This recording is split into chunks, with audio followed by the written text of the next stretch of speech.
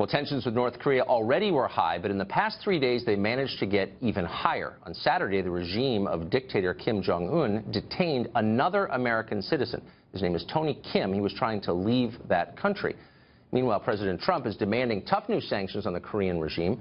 One false move by either party could trigger a full-blown nuclear war. And with that in mind, the question is, what's next? One man who's thought a lot about this is Michael Malice.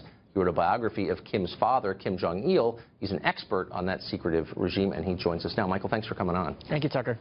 So, what's the next move? This seems to be accelerating, but is that what's actually happening? Well, the thing with North Korea is you have to look at it as kind of a cloak and dagger situation. Notice that when Trump struck Syria, no one saw it coming. Yet here, there's all these warnings. You have Mike Pence, you have the administration talking, you have all 100 senators being called to the White House. He's making a big spectacle of escalating the violence. So that seems to me like this is for public show, and he's had something up his sleeve. So everybody in this situation seems to be relying on the Chinese. Correct. And I wonder if the Chinese are really even our transactional allies here. Do they have our best interest at heart? I mean, it sounds like a rhetorical question, but suddenly it's not. Well, they have their own best interest at heart because no matter what happens, North Korea will always be China's problem. North Koreans can't go to South Korea because the DMZ, the border between the two, is the most militarized border on earth. However, the Tumen River between China and North Korea is very porous, and you allow Korean speakers in Manchuria. If you ask me, what I bet they're doing is some kind of public good cop, bad cop situation where Trump is acting like, oh my God, I'm going to go in and I'm going to be erratic, and China, who has diplomatic relations with North Korea, is saying, look, this guy's crazy, work with us, let's go to some kind of soft landing, and this will stave off the American attack. So, do the North Koreans expect a war?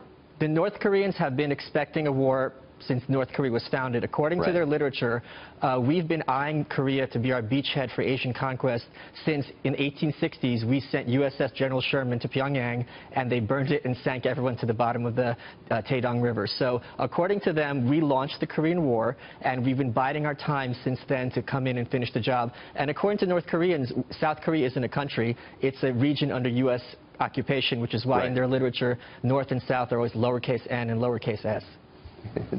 So sanctions are the new idea, or the old idea, but a new version of the old idea coming from Washington.